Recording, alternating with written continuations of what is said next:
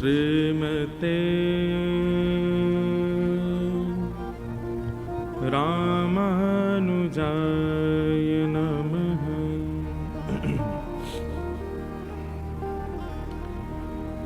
ध्येयं सदा परिभवग्नमभीष्टदोहम् तीर्थास्पदं शिवविरञ्चनुतं शरण्यम् भृत्यार्थ्यहं प्रणतपालभवाब्धिपोतम् वन्दे महापुरुषते चरणारविन्दम्।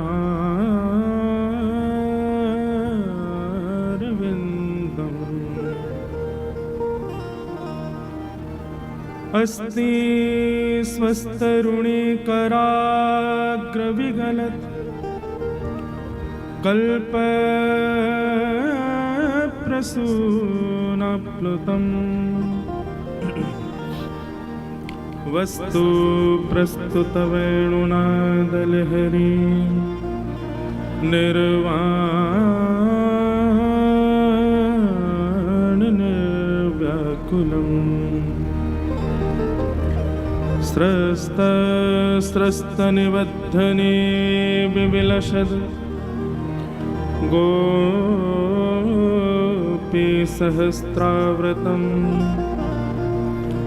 हस्तन्यस्तनतापवर्गमखिलो दारो किशोराकृति कृष्णत्वदीयपदपङ्कजपल्जराल्ते अद्यैव मे विशतु मानसराजहंस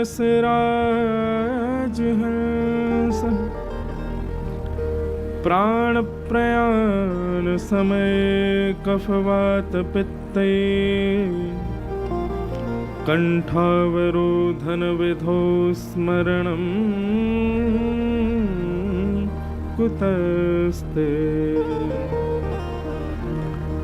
लक्ष्मीनाथ समारंभां नाथयामुनमध्यमाम् अस्मदाचार्यपर्यन्तां वन्दे गुरुपरम्पराम्। जय जय श्री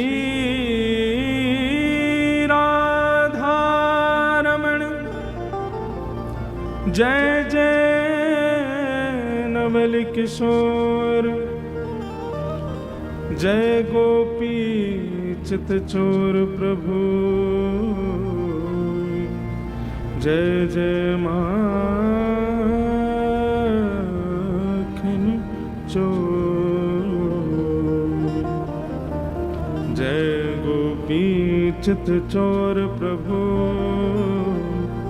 जय जय माखन चोर। हरिशरणम। पावन कथा में प्रवेश करें, कुछ कहें सुने। उससे पूर्व मनवाणी को पवित्र करते हुए सब लोग मेरे साथ भाव से गाओ। गोविंद गोविंद गाइए रे भजो, राधे गोपाल कृष्ण गाइए। गोविंद गोविंद गाइए रे भजो, राधे गोपाल कृष्ण गाइए। गाइए गोविंद गोविंद गाइए रे भजो, राधे गोपाल कृष्ण गाइए। गाइए गोविंद गाइए रे भजो, राधे गोपाल कृष्ण गाइए। गोविंद गोविंद गाइए रे भजो, राधे गोपाल कृष्ण गाइए। गाइए गोविंद गोविंद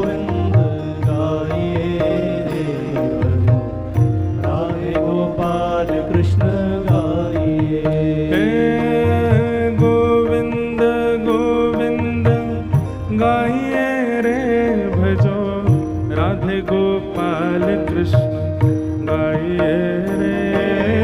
गोविंद गोविंद करताल बजा के गाओ। गाइए रे भजो राधे गोपाल कृष्ण गाइए।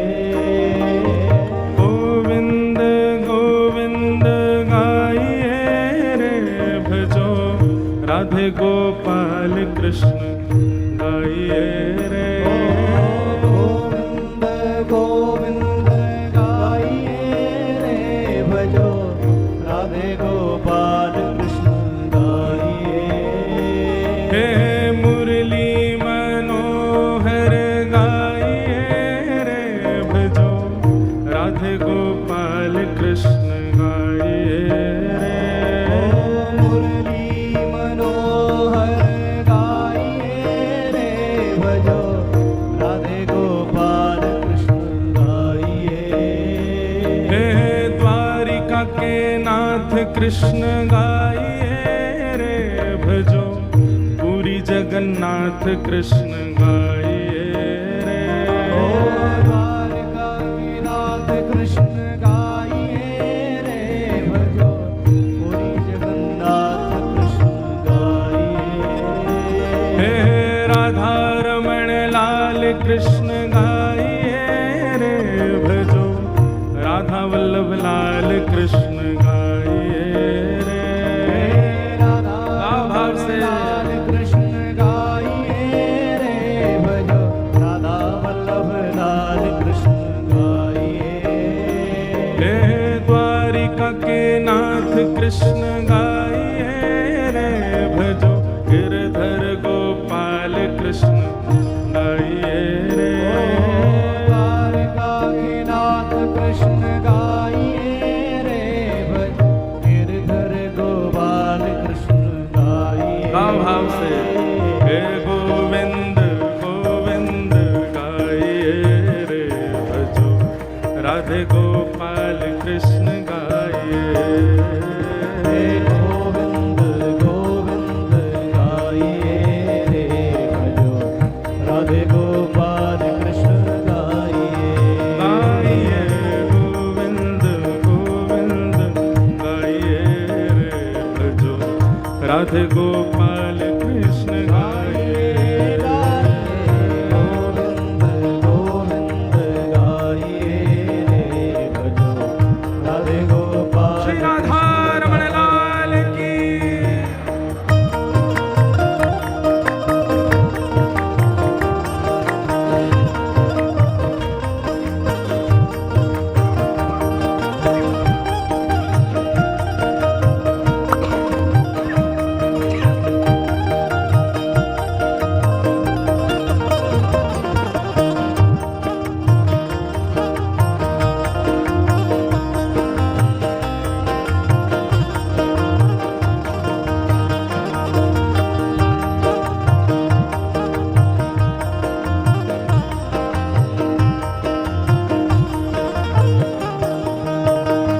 हे सुदामा के मित्र कृष्ण गाइए रे भजो ब्रज के गोपाल कृष्ण गाइए रे। सुदामा के मित्र कृष्ण गाइए रे भजो ब्रज के गोपाल कृष्ण गाइए। हे मीरा के श्याम सुंदर गाइए रे भजो ब्रज के गोपाल कृष्ण गाइए रे। हे मीरा के श्याम सुंदर गाइए रे भजो ब्रज के गोपाल कृष्ण गाइए। हे गोविंद गोविंद गाइए रे भजो राधे गोपाल कृष्ण गाइए रे। हे गोविंद गोविंद गाइए रे भजो राधे गोपाल कृष्ण गाइए। हाँ मुरली मनोहर गाइए रे भजो राधे गोपाल कृष्ण गाइए रे। हे मुरली मनोहर गाइए रे भजो राधे गोपाल कृष्ण गाइए। हे गोविंद गोविंद गाइए रे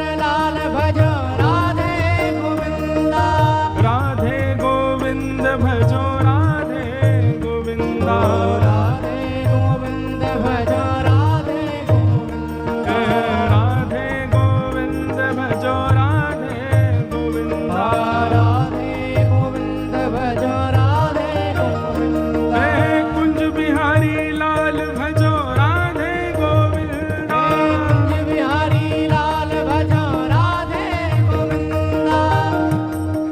इतनी संख्या में आप सब लोग बैठे हैं। महाराज जब कलेश होता है ना तो कॉलोनी में एक माता जी चिल्लाती हैं, पूरी कॉलोनी को सुनाई देता है। इतनी संख्या में आप लोग बैठे हैं, हरिनाम संकीर्तन हो रहा है, कथा आज प्रारंभ हो रही है। और आपको बता दें पंजाब में हमारी सबसे पहली कथा हो रही है ये। तो भैया पहली बार पंजाब, वैसे तो हमारे पूज्य श्री कृष्णानंद जी महाराज आपके सानिध्य में ही सबसे पहला प्रवचन किया था हमने वृंदावन में। महाराज जी के यहाँ होशियारपुर के और बरनाला के आश्रमों में भी आना हुआ है, पर स्वच्छंद सप्ताह कथा करने तो हम पहली बार आए हैं पंजाब में। और उसमें भी जालंधर आए हैं। अभी जालंधर से हमारा गेट खुला है पंजाब का, अब लगातार पंजाब में ही है। कुछ दिन बाद चंडीगढ़ में आ रहे हैं कथा करने, फिर कुछ दिन बाद अमृतसर भी आ रहे हैं कथा करने, और फिर उसके कुछ दिन बाद नाम भूल गया मैं जगह का, कौन सी है वो, कौन सा कोट है कोई, ना पठानकोट नहीं है, नहीं वो सॉरी कोट नहीं है, पुर है, फिरोजपुर। तो पहली कथा लेकिन जलंधर में ही है। और उसमें भी देखो 101 बुखार में आए हम कथा सुनाने, गला हमारा बिल्कुल बैठा है, फिर भी हम सुना रहे हैं, क्योंकि कथा सुनाने में तो कोई दोष नहीं है। पर आप लोगों को क्या दिक्कत हो रही है? बैठने की इतनी उत्तम व्यवस्था, क्या जगमगा रहा है पंडाल महाराज, ऐसा लग रहा है कि साक्षात बिहारी जी पधारे हों, साक्षात वृंदावनी यहाँ आया हो। कंजूसी क्यों कर रहे हो फिर गाने में? हमको धीमे गाना चाहिए, आपको तेज गाना चाहिए। ऐसे गाओ कि महाराज अमृतसर तक आवाज जावे, और अमृतसर तक आवाज जाएगी तो फिर न कहीं दूर पड़ोसी भी सुन लेंगे, सबको हरिनाम संकीर्तन सुनाई दे। चैतन्य महाप्रभु कहते हैं हरिनाम संकीर्तन में तो अपने रोम रोम का बल प्रस्तुत कर दो, ऐसे गाओ। हे राधा रमण लाल भजो राधे गोविंदा, राधा रमण लाल भजो राधे गोविंद प्यारे राधा रमण लाल भजो राधे गोविंद, राधा रमण लाल भजो राधे गोविंद जय राधे गोविंद भजो राधे गोविंदा, राधे गोविंद भजो राधे गोविंद जय राधे गोविंद भजो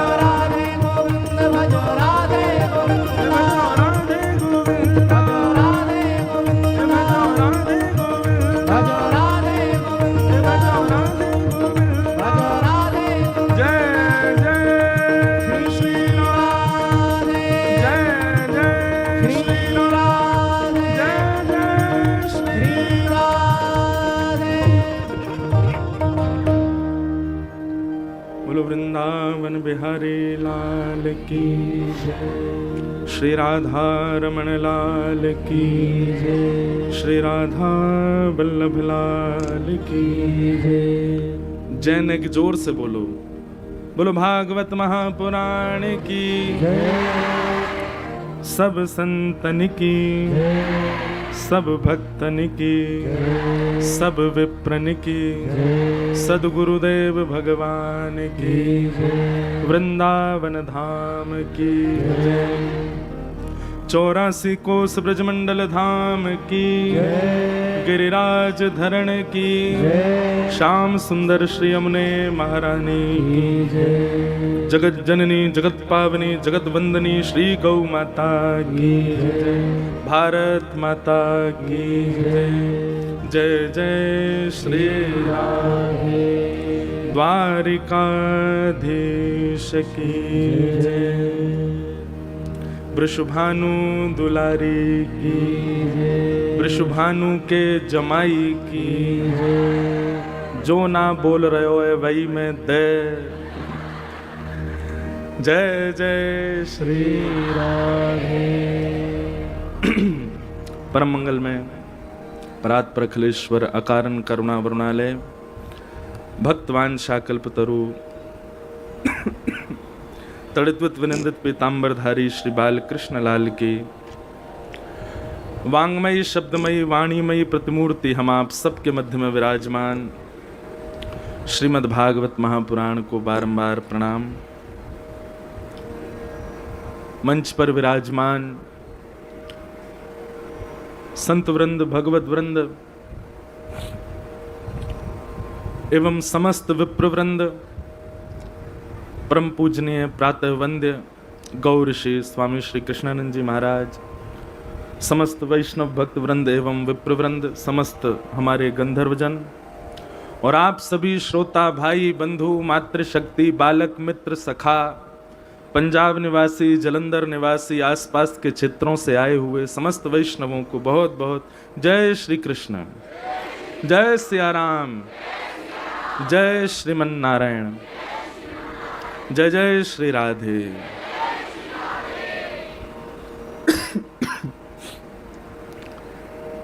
परम कृपा ठाकुर जी की हम आप सब लोगों पर हुई है। पंजाब की इस पावन धरा पर हम आप सब लोग वैदिक वांग्मय के सर्वोच्च सदग्रंथ श्रीमद् भागवत की साप्ताहिक कथा सुनने के लिए एकत्रित हुए हैं। दास का ये परम सौभाग्य है कि भगवत वाणी गाने के लिए ठाकुर जी ने हमको चुना है और केवल भगवत वाणी गाने के लिए ही इस तन का प्रयोग ठाकुर जी ले रहे हैं। कितने सौभाग्य की बात है। आप कहेंगे आप अपना सौभाग्य खुद ही बता रहे हो, पर सौभाग्य संसार के किसी विषय में निपुणता प्राप्त करना ये सौभाग्य नहीं है, पर आपसे और आपके शरीर से आपके जीवन से ठाकुर जी की सेवा के अलावा और कोई काम ही नहीं बनता। ये आपका सबसे बड़ा सौभाग्य है। हम कोई खाली बैठते हैं, एक क्षण खाली नहीं बैठते, पर हमारा शरीर और हमारा जीवन संसार के किसी प्रयोग में आ ही नहीं सकता।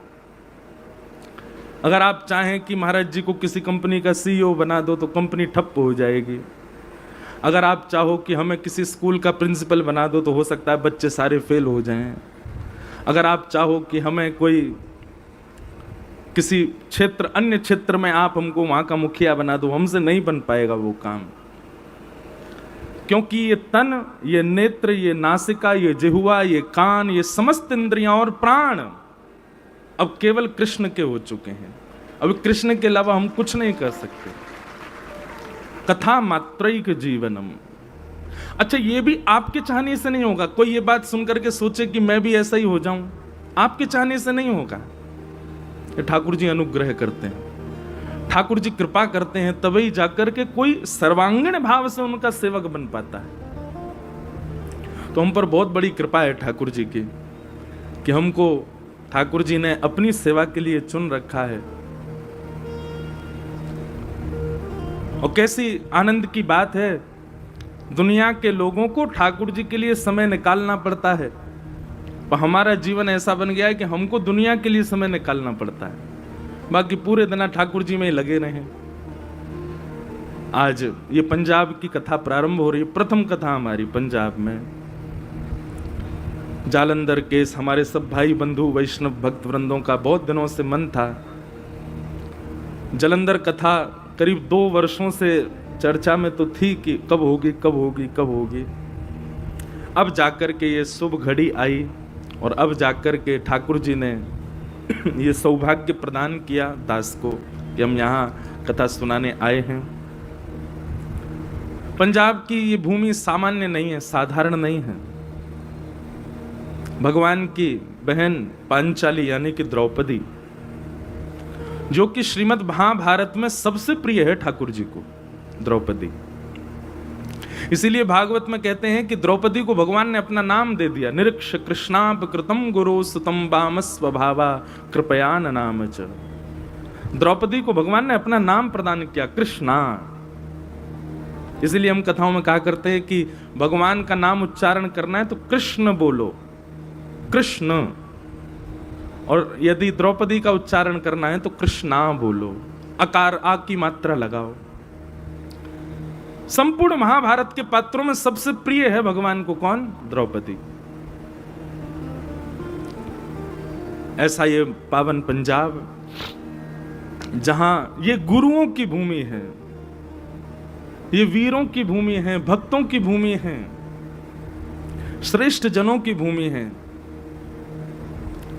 आज भी वृंदावन आने वाले सबसे ज्यादा वैष्णवों में संख्या पंजाब के लोगों की है।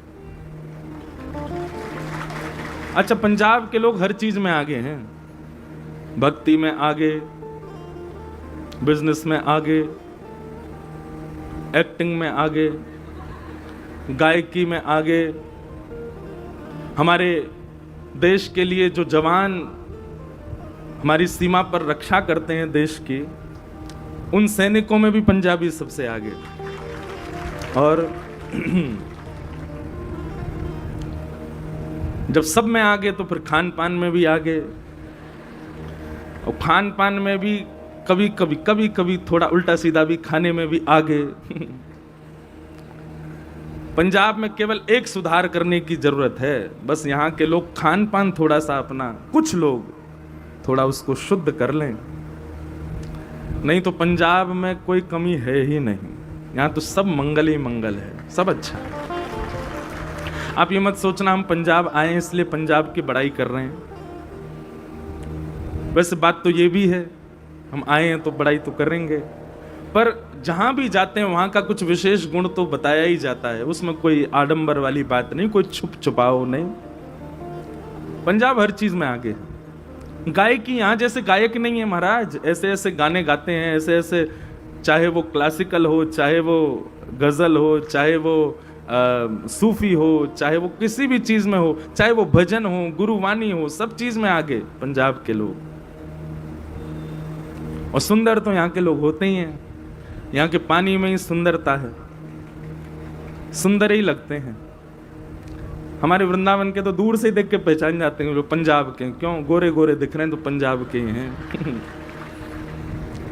तो सब चीज में पंजाब खूब आगे है, और कृष्ण भक्ति में भी सबसे आगे हैं पंजाब के। 80 पै गए पंजाबियां दे पल्ले ठाकुरा, वाह, बस इतनी पंजाबी आती हमको। इससे ज्यादा तो अब आप सब लोग सिखा देना थोड़ी बहुत, तो फिर नहीं तो भैया हम तो ब्रजवासी हैं, ब्रज में ही कथा करेंगे, ब्रज भाषा में ही बोलेंगे, समझ में आ जाए तो बढ़िया बात है। अच्छा, दूसरी बात, स्वास्थ्य अनुकूल नहीं है हमारा। आज सुबह से हम कमरा से ही नहीं निकले, कमरे में ही बैठे मौन की शाम को कथा में कोई दिक्कत ना हो। पर थोड़ा सा स्वास्थ्य अनुकूल है, यदि सेवा में हमसे कोई, आज की कथा में, कल तक तो हम स्वस्थ हो ही जाएंगे, आज की सेवा में कोई हमसे थोड़ी बहुत त्रुटि बने तो आप सब क्षमा कीजिएगा। बीच बीच में थोड़ा अवरोध आ सकता है गले का, उसके लिए आप सबको प्रणाम। मंच पर विराजमान हैं परम पूजनीय गौ ऋषि स्वामी श्री कृष्णानंद जी महाराज। हमने अपने जीवन में व्यासपीठ पर बैठने से पहले पूज्य पिताजी महाराज की कथाओं में बहुत प्रवचन किए, हमारे पिताजी कथा में ले जाते थे जब भी छुट्टी होती थी कि ताकि हम मंच पर बैठ करके थोड़ा अभ्यास करें, तो भीड़ के सामने बोलने का एक अभ्यास हो, लोगों को थोड़ा समझा जाए सभा कैसी होती है, कथा का क्रम कैसा होता है। वो सबसे पहला हमने अपना जीवन का जो प्रवचन किया, जिनको सुनाया तो हमारे श्रोता महाराज जी थे। सबसे पहला प्रवचन महाराज जी के सानिध्य में ही हुआ। आज प्रथम कथा पंजाब की भी महाराज जी के सानिध्य में ही हो रही है, ये हमारे लिए सौभाग्य की बात है। अब बंधुओं, आज प्रथम दिन है, कथा का थोड़ा विलंब भी हुआ है, पर कल से कथा बिल्कुल अपने समय से प्रारंभ होगी। विश्राम कब होगी उसका समय निर्धारित नहीं है, पर प्रारंभ का, अब ये भी देखो अद्भुतता है, पूरी दुनिया में जिस समय कथा विश्राम होती है पंजाब में तब शुरू हो रही है। पूरी दुनिया में कथा 7, सवा 7, 7:30 तक विश्राम होती है, यहाँ तो 7 बजे प्रारंभ हो रही है। पर कल से कथा का समय 6 बजे से है, और हमें पता है आप सब लोग समय से आ गए थे, हम भी तैयार थे, बस हमको जब फोन आया कि आप आ जाओ तो हम आए हैं। पर कल से हम प्रयास करेंगे कि बिल्कुल समय से ही कथा प्रारंभ हो, आप सब लोगों को भी सुख मिले। आज प्रथम दिवस है कथा का, महात्म की चर्चा की जाती है प्रथम दिन कथा में। हम लोग भी थोड़ी बहुत महात्म की चर्चा, बीच बीच में कुछ ब्रज की चर्चा, भाव आदि हम सब सुनेंगे। आप सब लोग बिल्कुल ध्यान पूर्वक कुछ बातों का ध्यान रखिएगा कथा में। सबसे पहली बात,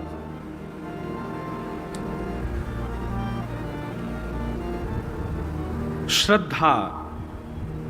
श्रद्धा विहरितम यज्ञम तामसम परिचिक्षते। भगवान श्री कृष्ण कहते हैं व्यक्ति जब श्रद्धा रहित होकर के किसी क्रिया में जाता है तो वही क्रिया, वही भक्ति अनुष्ठान, वही धार्मिक अनुष्ठान उल्टा पड़ जाता है। तो आप सबको बाकी सारी व्यवस्था आदि आदि सब पता ही है, पर सबसे ज्यादा विशेष ध्यान आपको रखना है श्रद्धा। बहुत श्रद्धा पूर्वक बैठिएगा कथा में। श्रद्धा पूर्वक बैठने का मतलब क्या है? श्रद्धा पूर्वक बैठने का मतलब है फिर किसी भी भाव में दोष ना दिखना। समझ में आ रही है बात? सब लोग इधर देखो, बहुत ध्यान से सुनो। श्रद्धा युक्त होने का मतलब क्या है? फिर किसी भी भाव में अश्रद्धा उत्पन्न ना होना, उसी को श्रद्धा युक्त होना मानते हैं। मान लीजिए आप कथा में आए, किसी कार्यकर्ता ने आपको धक्का दे दिया या कार्यकर्ता ने कुछ आपसे बोल दिया, आपके मन में अश्रद्धा हो गई। अश्रद्धा होते ही कथा का जो भी रस है, जो भी भाव है, जो भी गुण आना चाहिए आपके अंदर नहीं आएगा। इसलिए यहां पर परीक्षा के रूप में कुछ भी हो सकता है आपके साथ, आप उसके प्रति अश्रद्धा मत रखो। और ये केवल कथा नहीं, सब जगह आप धाम में जाओ, तीर्थ में जाओ, गुरुद्वार में जाओ, गुरु के घर जाओ, कहीं भी अश्रद्धा होकर के, अश्रद्धा युक्त होकर के नहीं, श्रद्धा। किसी कार्यकर्ता ने कुछ कह दिया, आपको बुरा लगा, आपके मन में अश्रद्धा हो गई, उसी समय कथा का जो भाव है वो आपके मन में आ नहीं पाएगा। दूसरी बात, कथा सुनते सुनते वक्ता के वक्तव्य में ऐसी कोई बात आई जो आपके विचारधाराओं से विपरीत है। अब यहां तो सब प्रकार की चर्चा होगी, इतने श्रोता हैं, सबके मन के भाव कहे जाएंगे, लेकिन आपको कोई बात अनुचित लगे और आपके मन में अश्रद्धा हुई तो फिर कथा का जो रस है वो चित्त में समाविष्ट नहीं हो पाएगा। किसी श्रोता के भाव से, किसी भजन के भाव से, किसी प्रसाद के भाव से, किसी भी रूप में आपके चित्त में यदि अश्रद्धा आई तो कथा का भाव नष्ट हो जाएगा। कथा का भाव क्या है? श्री कृष्ण। कथा से और कुछ नहीं मिलेंगे, श्री कृष्ण ही मिलने वाले हैं। और यदि अश्रद्धा चित्त में आ गई तो निश्चित है कि ठाकुर जी नहीं मिल पाएंगे। इसलिए श्रद्धा युक्त होकर के बैठिएगा। कुछ भी ऐसा होता है जो आपके मन के मुताबिक नहीं है, उसको परीक्षा मान करके हल कीजिएगा, परीक्षा मान करके सह लीजिएगा, पर अश्रद्धा चित्त में नहीं आने दीजिएगा। अब कहो तो निकल के बाहर गए, चप्पल ही कोई चुराई ले गया, आपके मन में अश्रद्धा आ गई, काय को आना, कथा में इससे बढ़िया घर पे ही सुन लेंगे, चप्पल उड़ गई हमारी, इतनी महंगी 200 रुपए की लाए थे, कोई चुरा ले गया, अश्रद्धा हो गई। अश्रद्धा नहीं। दूसरी बात, स्थान युक्त करके बैठिए। जहां प्रथम दिन बैठे, अब हमें तो पता अभी लगा कि यहाँ पर कुछ वीआईपी वीवीआईपी लोग भी हैं सब अपने अपने रूप में जैसे बैठे हैं, जहां बैठे हो वहीं बैठना 7 दिन तक, क्योंकि हम आज और कल की 2 दिन की कथा में पहचान जाएंगे ये व्यक्ति यहीं बैठता है, ये सोने वाली मैया यहीं बैठती हैं, ये उवासी वाली मैया यहाँ बैठती हैं, ये भाव वाली मैया यहाँ बैठी हैं, ये भाव वाले भैया उधर बैठे हैं।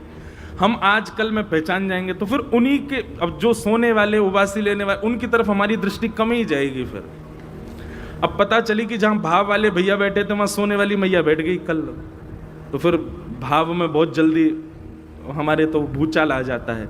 इसलिए जहाँ बैठो वहीं बैठना। तीसरा कथा का एक नियम है, अपना आसन संग लेकर के आइए नित्य।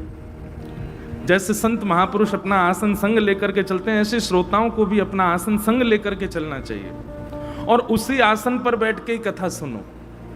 वो आसन 7 दिन में आपका सिद्ध हो जाएगा। 7 दिन बाद किसी भी वैदिक कार्य के लिए जाओ, वैष्णो देवी जाओ, बद्रीनाथ जाओ, वृंदावन जाओ, हर की पौड़ी हरिद्वार जाओ, आसन अपना संग लेके जाओ, अपना नाम जब साधना उसी आसन पर बैठ के ही करो, आसन सिद्ध हो जाएगा। तो आसन संग लेकर के आओ, आज नहीं आए तो कल से लेके आओ, आसन बिछा के उसी पे बैठो। चौथी बात,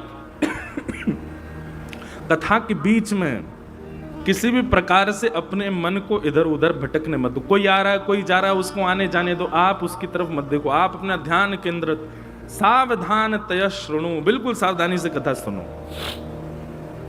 और अंतिम 5वीं बात,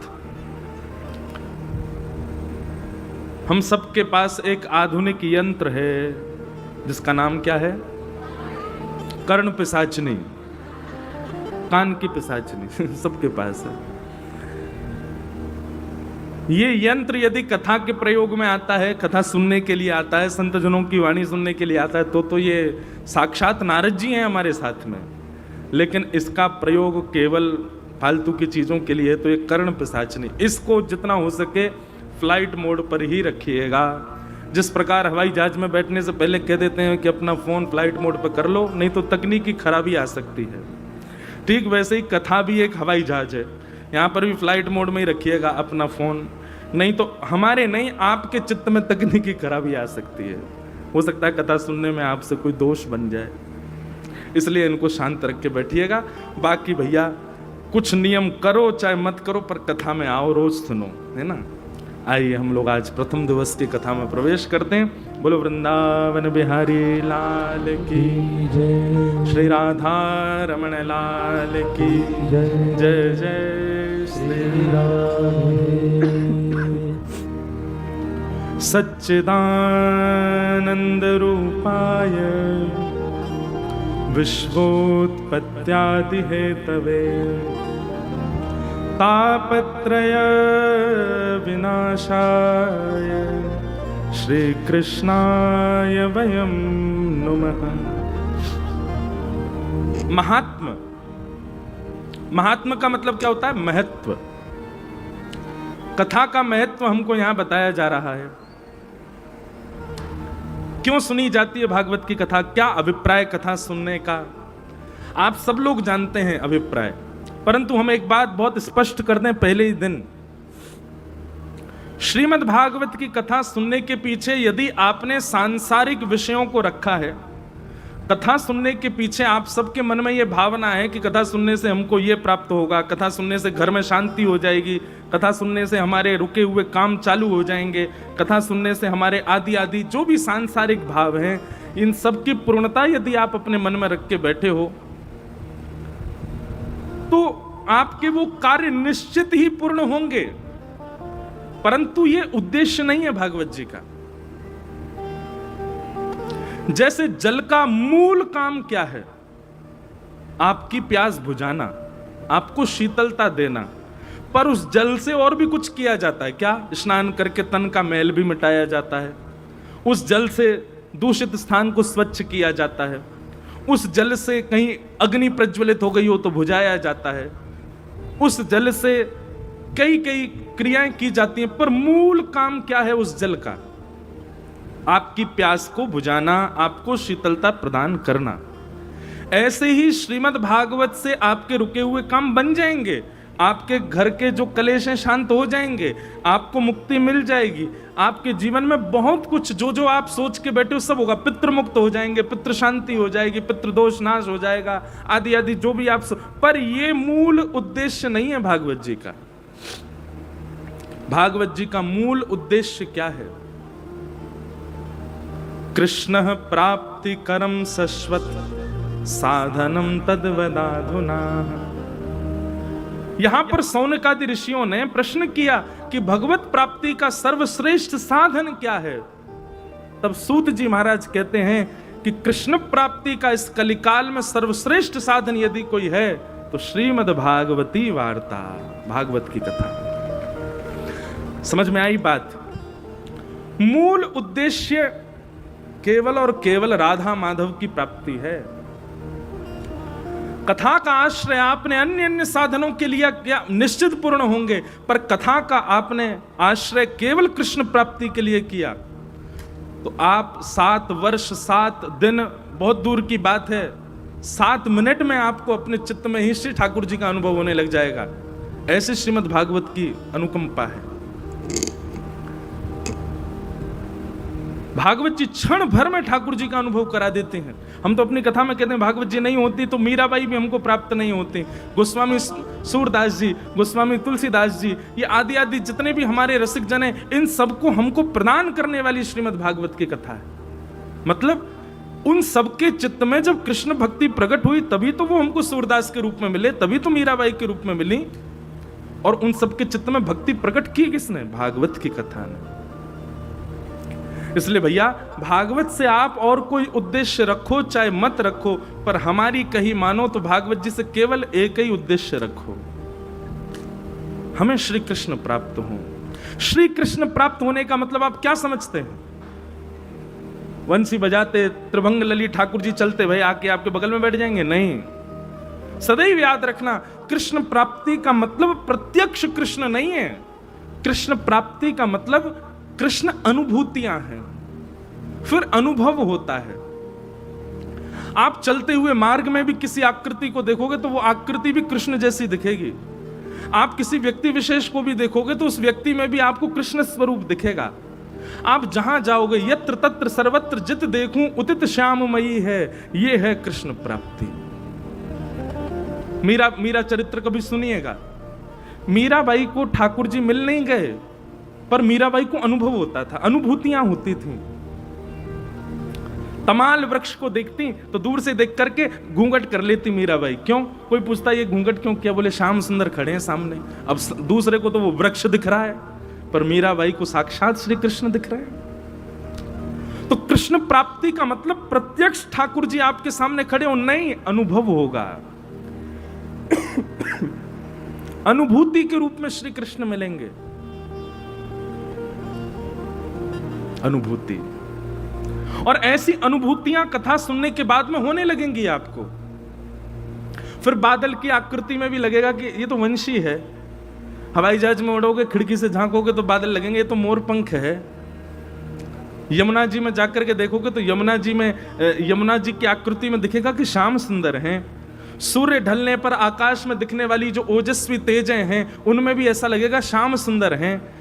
किसी वृक्ष को देखोगे, किसी मानव को देखोगे, किसी पर्वत श्रृंखला को देखोगे तो वहां पर भी आपको आकृतियां दिखने लगेंगी। ऐसी प्रथम अनुभूतियां होती हैं जब कृष्ण प्राप्त होते हैं। कृष्ण मिलेंगे तो सबसे पहले अनुभूतियां प्रारंभ होंगी। कृष्ण मिलने वाले होंगे तो दूसरा लक्षण ये होगा कि किसी में दोष नहीं दिखेगा, सब गुणयुक्त, सब भले ही बहुत गुणयुक्त नहीं, पर हां जिसको भी देखोगे उसको देख के ये जरूर लगेगा ये मुझसे ज्यादा तो गुणवान ही है, मैं इसके सामने कुछ नहीं। कृष्ण नहीं मिले तो ये अनुभूति रहती है कि मैं सर्वगुण संपन्न, पर कृष्ण मिल जाते हैं तो लगता है सब सर्वगुण संपन्न, मुझ में ही गुण की अभी कमी है। ऐसी अनुभूतियां जब चित्त में उत्पन्न होती हैं तब समझा जाता है कि आपने कथा सुनी है। कथा सुनने के बाद में वृंदावन से प्रेम हो जाना, कथा सुनने के बाद में वृंदावन जाने का बहुत मन करना, कथा सुनने के बाद में राधा रमण, राधा वल्लभ, वृंदावन बिहारी लाल की बहुत इच्छा दर्शन की होना, ये सबके साथ हो जाता है। पर कुछ लक्षण हैं जो जालंधर में रहते हुए आपको होने लग जाएंगे, वो प्रमाणित करते हैं कि आप कथा के श्रोता हो।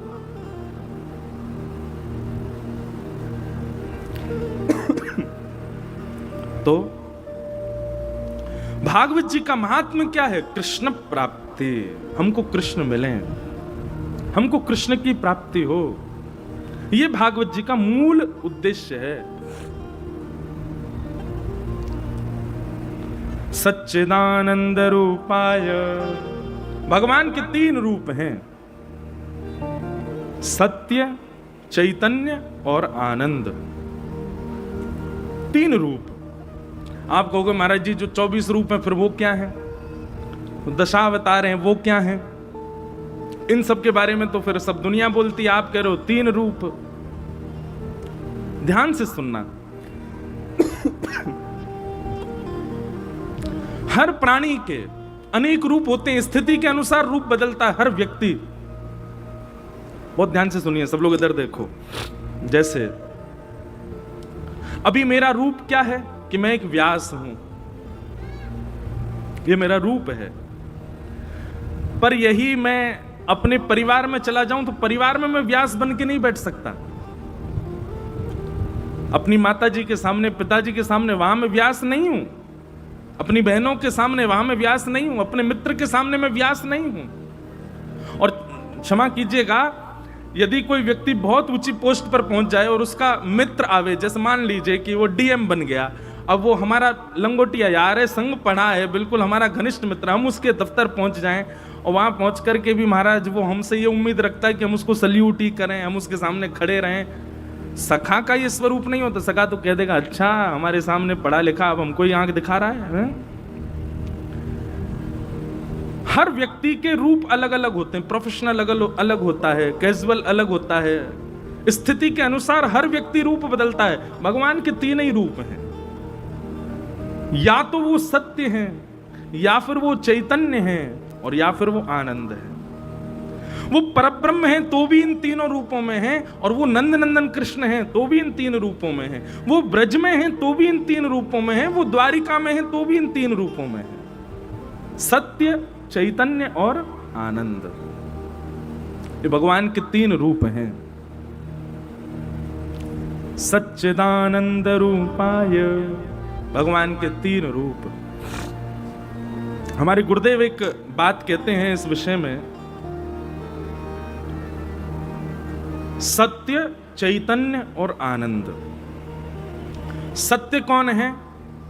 तो सदा याद रखना, ओम, तत् और सत, ये 3 शब्द जब प्रयोग होते हैं तो समझ जाओ भगवान के लिए संकेत किए जाते हैं। इंडिकेशन किसकी तरफ है? भगवान के लिए। सबसे पहला ओम, दूसरा तत् और तीसरा सत। कहीं भी अगर ये 3 शब्द आपको संस्कृत में देखने को मिले तो समझ जाना ये इंडिकेशन भगवान की ओर है। ओम तत् सत। तो सत का मतलब परमात्मा। वही परमात्मा को जब आप चैतन्य मानने लगते हो, चैतन्य का मतलब क्या होता है? चैतन्य का मतलब जो जड़ नहीं है वही चैतन्य है। जैसे मैं जड़ नहीं हूं, मैं चैतन्य हूं। महाराज जी जड़ नहीं है, चैतन्य है। आप सब जड़ नहीं हो, चैतन्य हो। पर ये माइक क्या है? ये जड़ है। ये जो बांस लगे हैं ये सब क्या है? ये जड़ हैं। ये लाइट क्या है? ये जड़ है, ये चैतन्य नहीं है। हम सब चेतन, जिनमें प्राण विद्यमान वो सब चैतन्य होते हैं। ऐसे ही ठाकुर जी के प्रति जड़ भाव ना रख करके चैतन्य बुद्धि जब रखोगे, सत परमात्मा की तरफ जब चैतन्य बुद्धि होगी, तभी तीसरा सुख मिलेगा। क्या? आनंद। सेवा में आपको सुख मिलता है, सेवा में आपको आनंद नहीं मिलता। क्यों? क्योंकि आपने सत परमात्मा को चैतन्य नहीं माना। आपके चित्त में कहीं ना कहीं अब भी ये भावना आ जाती है कि वो जड़ ही हैं। उनके प्रति जड़ बुद्धि आ जाती है। जड़ बुद्धि मतलब धातु बुद्धि। ये तो मार्बल के हैं, ये तो अष्ट धातु के हैं, ये तो इतने के हैं, ये तो उतने के हैं। अभी कोई आते हैं सब लोग मिलने वृंदावन में, तो अभी भी किसी ने मुझसे पूछा, बोले महाराज जी हम गोपाल जी की सेवा ले जाए। मैं ले जाओ। बोले तो फिर उसका मोल देने में हमको बहुत कष्ट होता है चित्त में। जब ठाकुर जी हमारे हैं तो फिर उनको मोल दे के क्यों खरीद रहे हैं हम? मैंने कहा मैया उसको मोल मत समझो। तो क्या समझें? मैंने कहा ऐसा समझो हमारे ठाकुर जी इतने दिनाते कोई और के घर में बैठे, अब हम वाके यहाँ से ठाकुर जी को ले जा रहे हैं और वाकू ले जावे की खुशी में बधाई दे के जा रहे हैं, और वो मोल नहीं दे रहे हैं, बधाई दे जा रहे हैं। भावना क्या रखो, बधाई दे के जा रहे हैं। कितने अब वहां तो देखो मोल भाव दुकानदार तो बोलता ही है, इतने के हैं, इतने के हैं, इतने के हैं।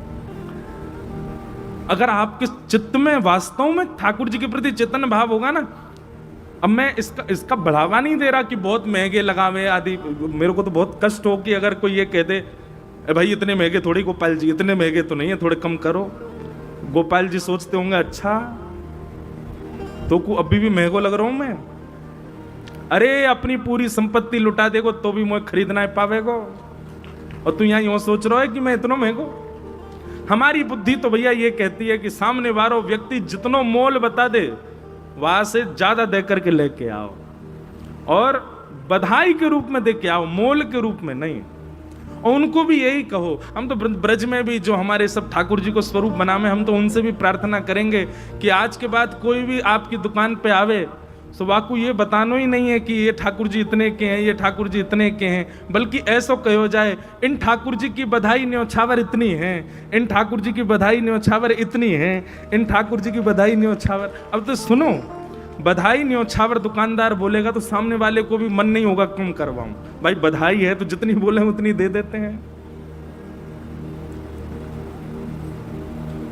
मीराबाई कहती हैं कोई कहे सस्तो, कोई कहे महंगो, कोई कहे सस्तो, कोई कहे भैया नेक हम पे दया करो, हमारो गरो नेक बैठो, नेक तो गाओ साथ में गाओ।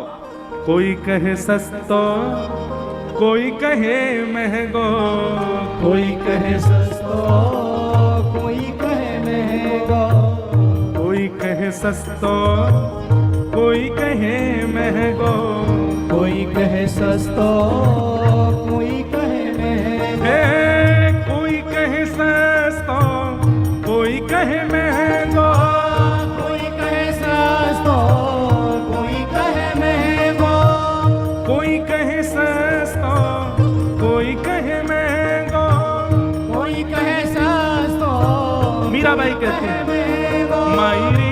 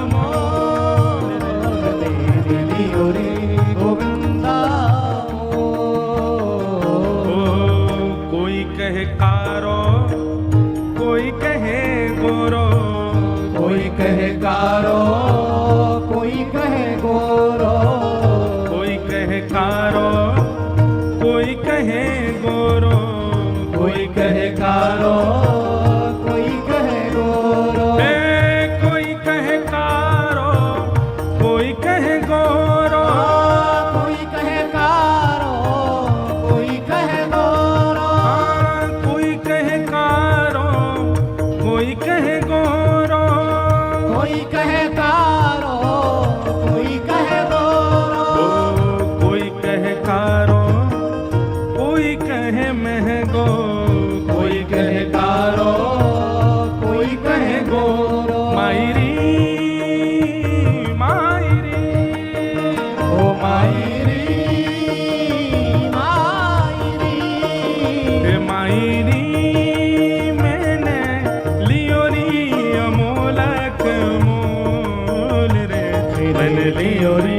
गोविंदा मोल रे मैंने लियो रे गोविंदा मोल रे मैंने लियो रे गोविंदा मोल रे मैंने लियो रे गोविंदा और मोल। कोई कहे भारो कोई कहे हल्को कोई कहे भारो कोई कहे हल्को कोई कहे भारो कोई कहे हल्को कोई कहे भारो कोई कहे हल्को मायरी मैंने लियो री तराजू तोल रे मैंने लियो री तराजू तोल रे मैंने लियो री गोविंदा मोल रे मैंने लियो री गोविंदा मोल रे मैंने लियो री गोविंदा मोल रे मैंने लियो री करताल बजा के गाओ राधा रमण लाल की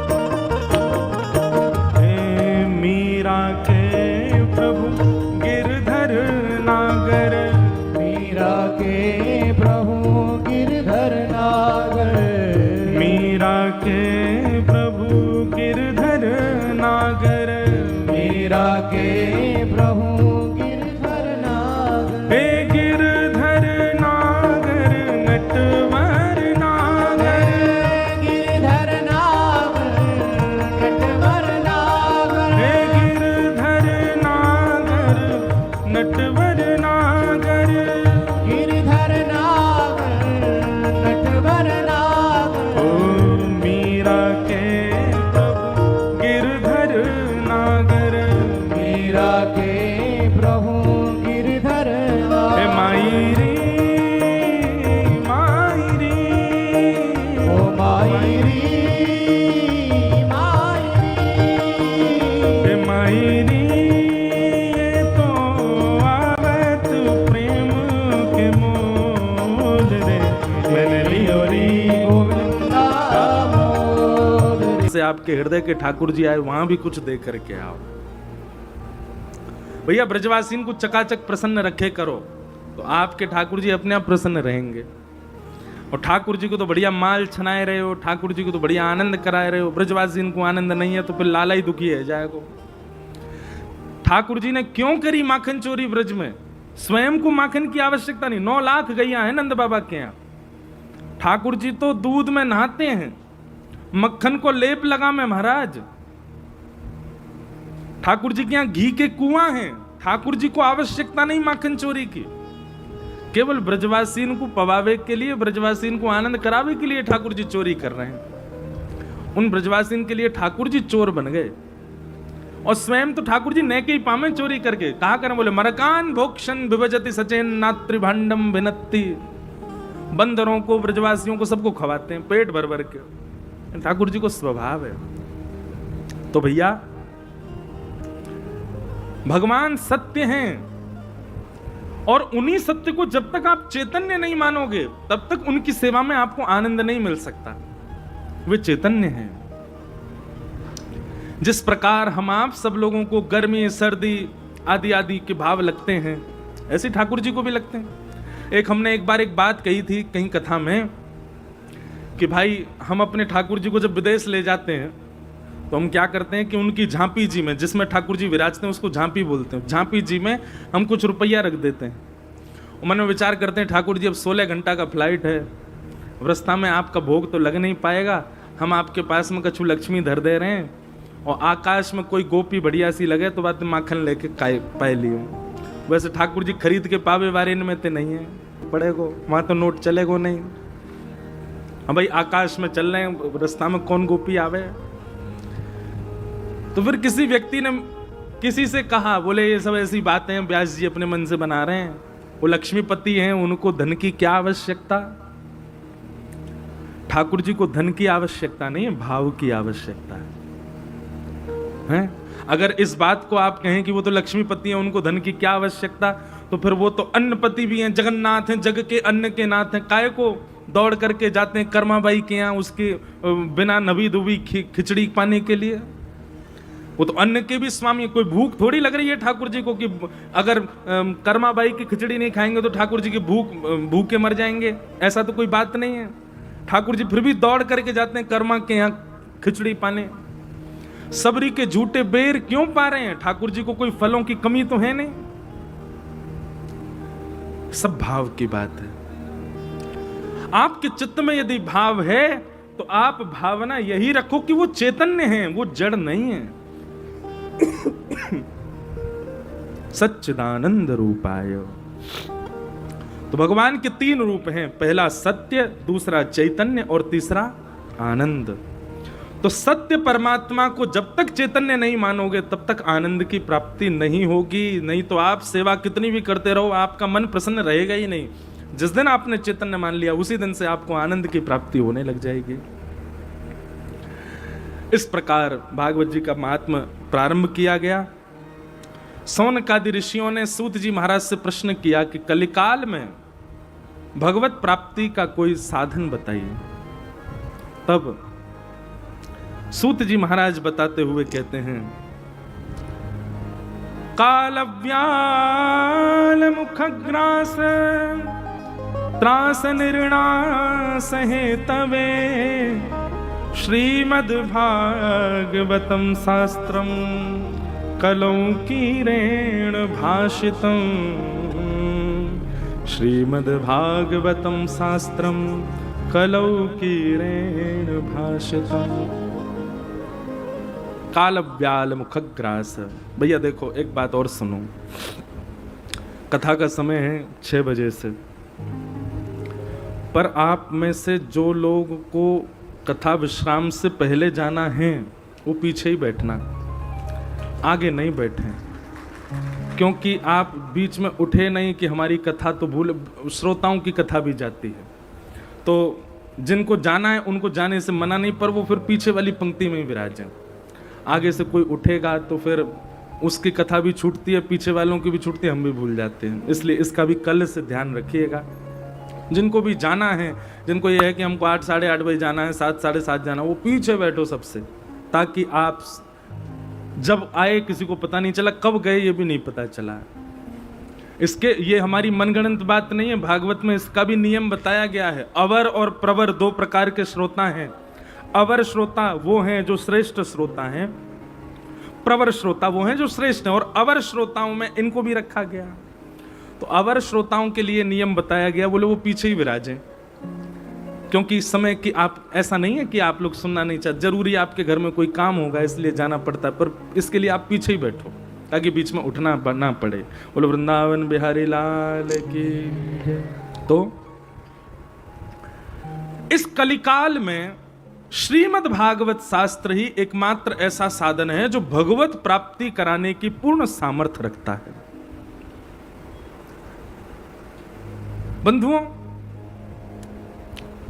हमारे यहां एक प्रचलन चला है कि जब हम संप्रदाय में बंध जाते हैं तो फिर उस संप्रदाय के नियमों के आगे हम फिर अन्य किसी को नहीं मानते। बहुत अच्छी बात है, अनन्यता ऐसी होनी चाहिए। बहुत ध्यानपूर्वक सुनिएगा।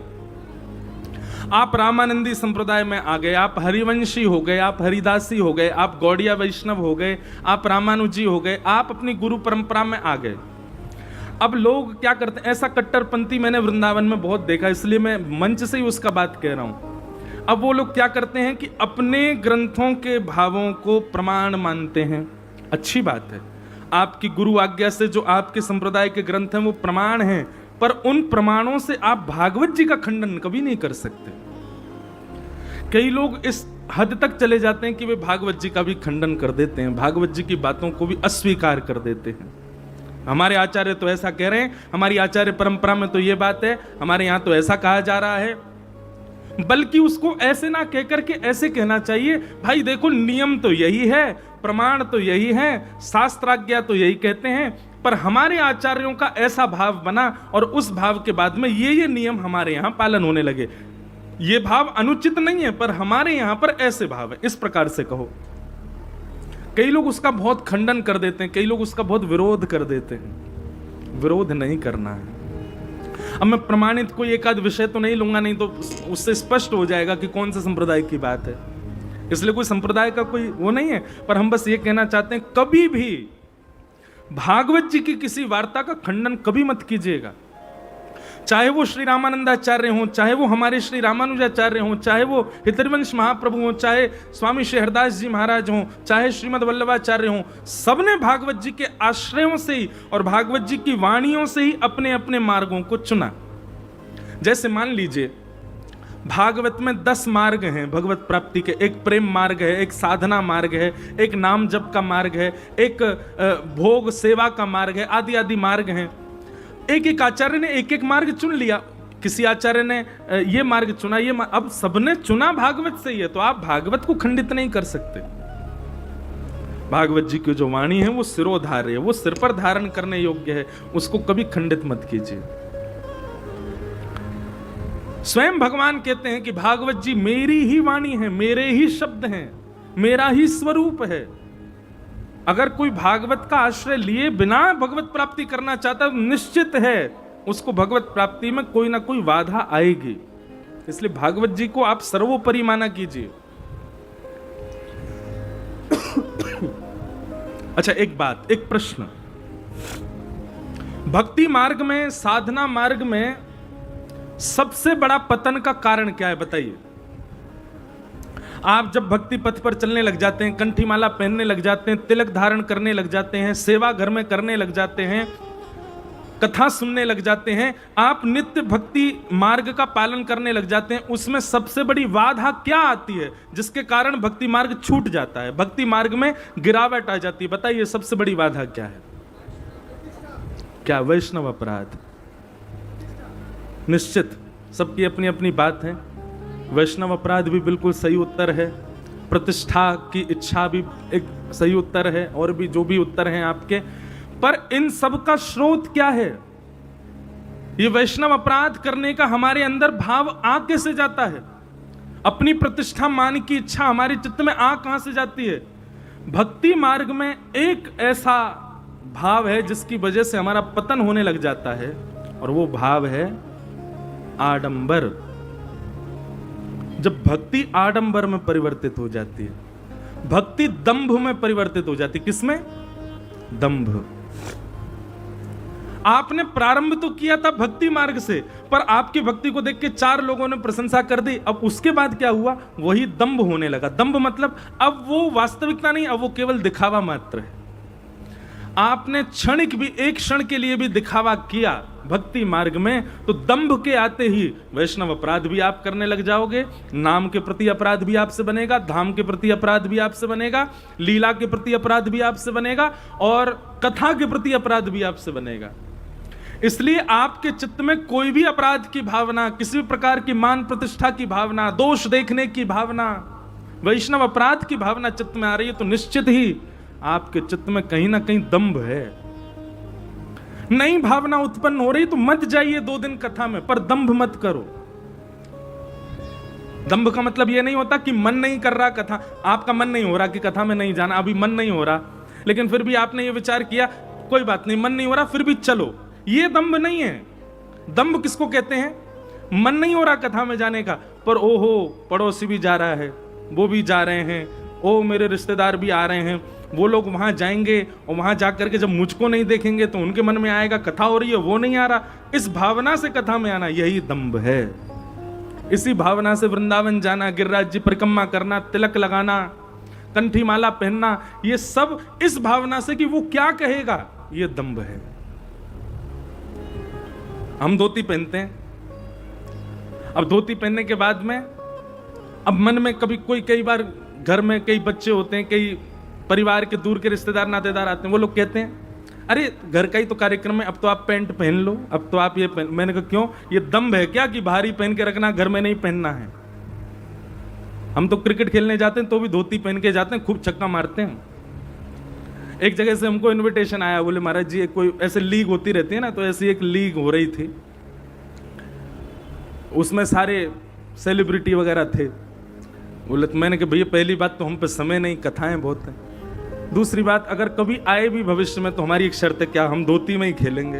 वो धोती में कैसे चलेगा? मैंने तो फिर मैं नहीं आ रहा। मैंने कहा बिना धोती के हम पे बैठ ही नहीं उठेगा, बिना धोती के दौड़ ही नहीं पाएंगे। तो दंभ कब हो जाता है? जब आप वैष्णव रूप, वैष्णव भाव, नाम जप, कथा, सेवा, इसके प्रति अपना भाव ना रख के किसी को दिखाने का भाव रखते हैं, यही दंभ है। और क्षमा कीजिएगा आजकल इसकी मात्रा बहुत बढ़ गई है वैष्णवों में। आप अब तिलक इसलिए नहीं लगा रहे क्योंकि आपकी गुरु परंपरा है, आप तिलक इसलिए नहीं लगा रहे क्योंकि आपको प्रतिष्ठा है, आप तिलक इसलिए नहीं लगा रहे क्योंकि आपका सौभाग्य है, आप तिलक इसलिए लगा रहे हो कि उसको दिखाना है, उसको बताना है। यह दंभ है। और आज इस बात को जीवन में अपना लीजिए, दंभ युक्त होकर के भक्ति मार्ग में नहीं जाना है।